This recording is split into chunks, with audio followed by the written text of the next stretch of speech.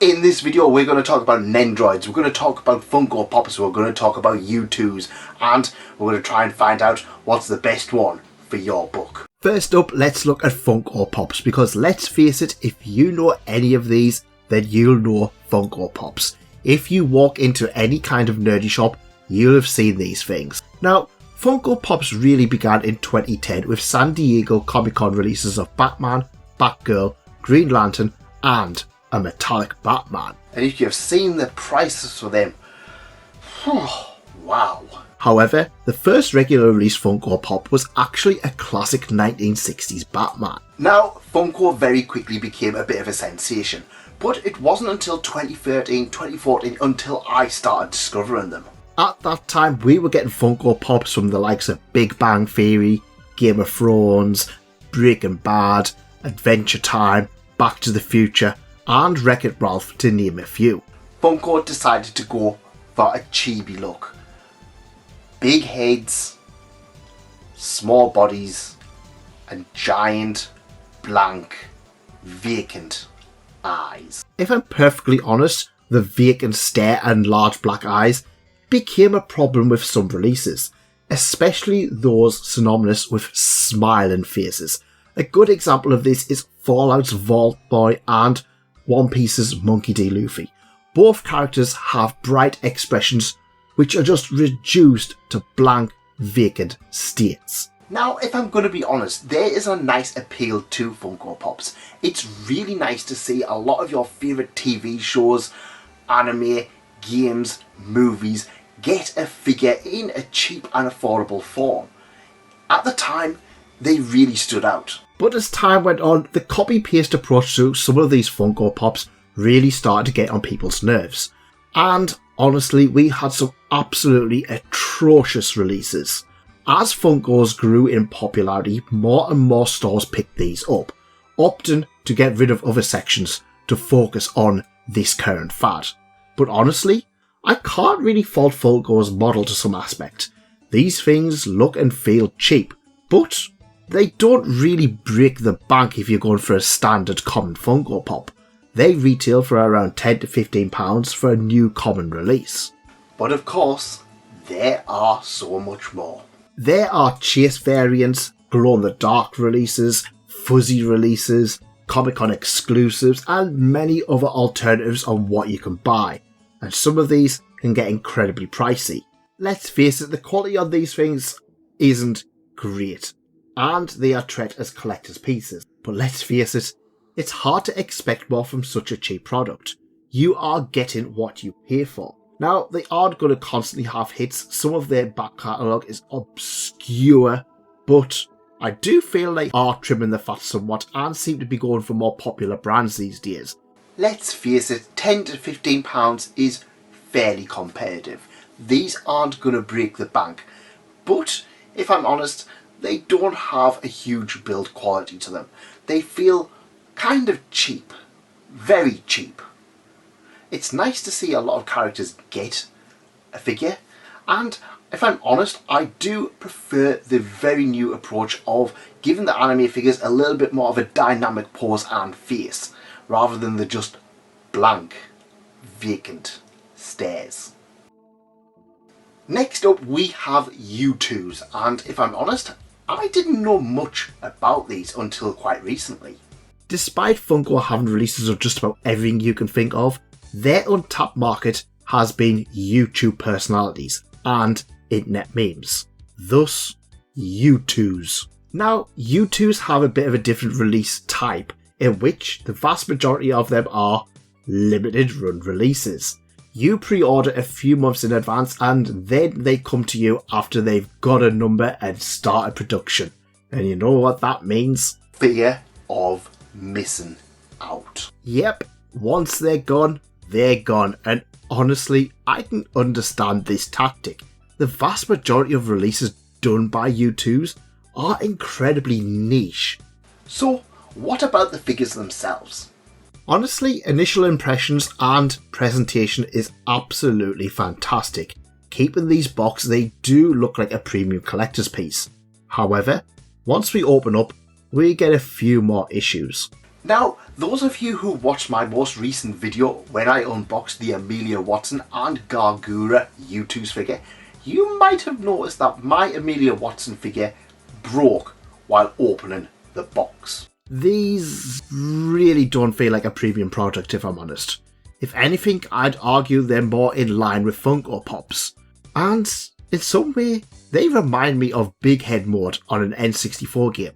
Now, I love the N64, but as a premium figure, I'm not convinced. While I do appreciate that these are pretty dynamic releases compared to the Funko static ones, I'm not convinced it's worth the extra money.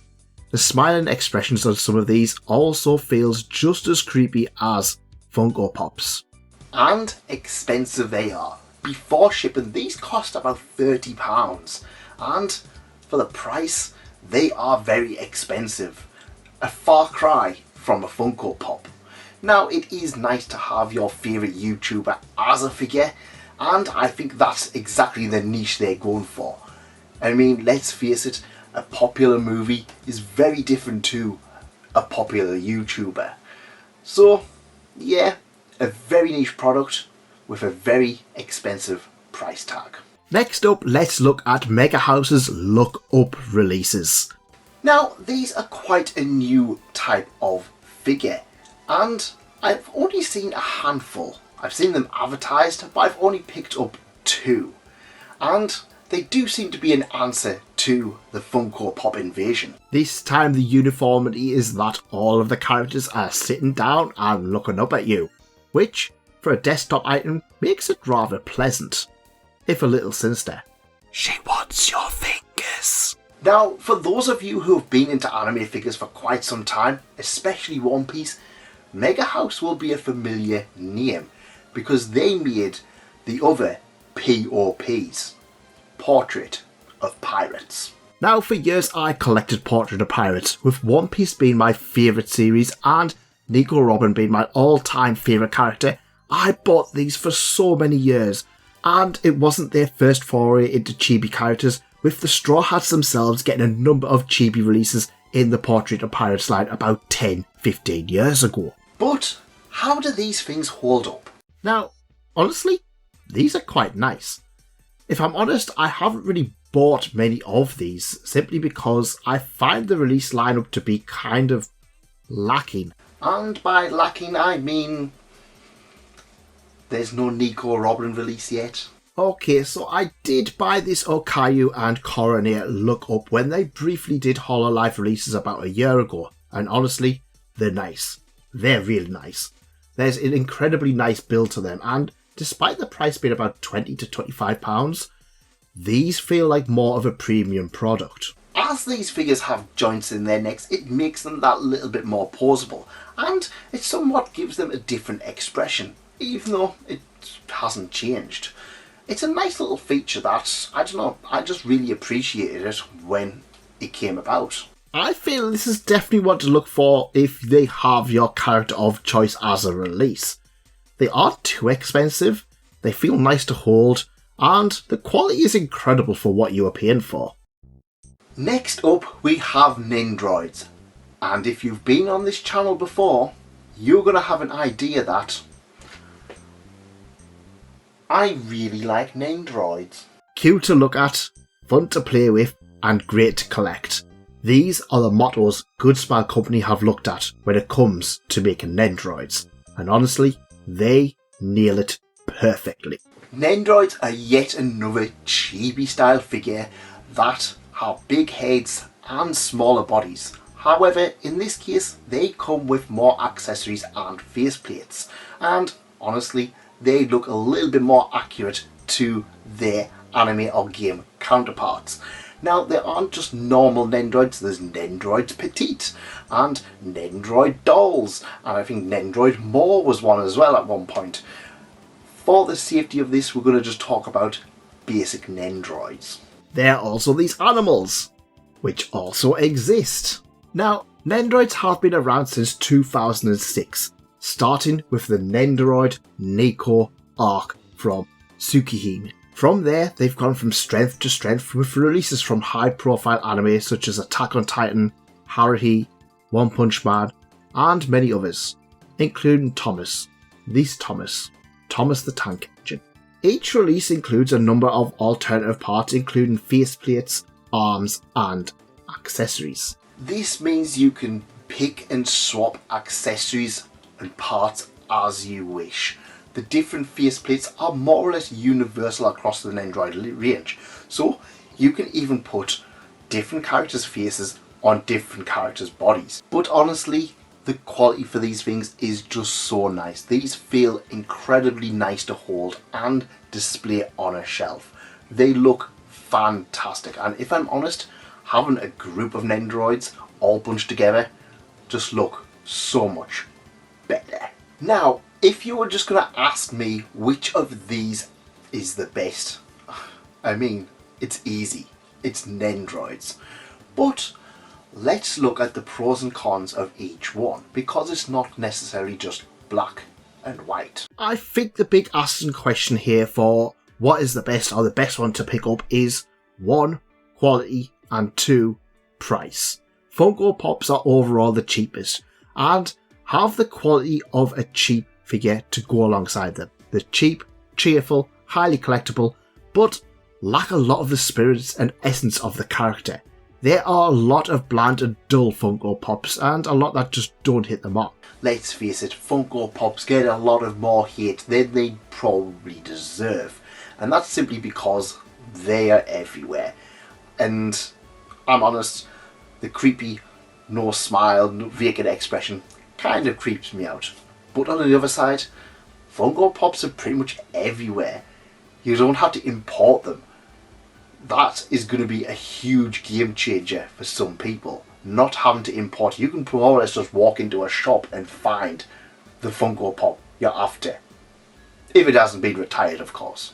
Youtooz fill a very specific niche, and let's face it, you are paying the premium to have a niche character in Youtooz form. The quality and build of them feels rather cheap and more comparable to Funko Pops, and honestly, their designs are pretty hit or miss. Considering the high price point, I find Youtooz a very hard recommend. Now, I know I personally had a few issues with mine, but in general, I just don't feel the quality is there for what you're paying for. Especially when Nendoroids are closer in terms of price.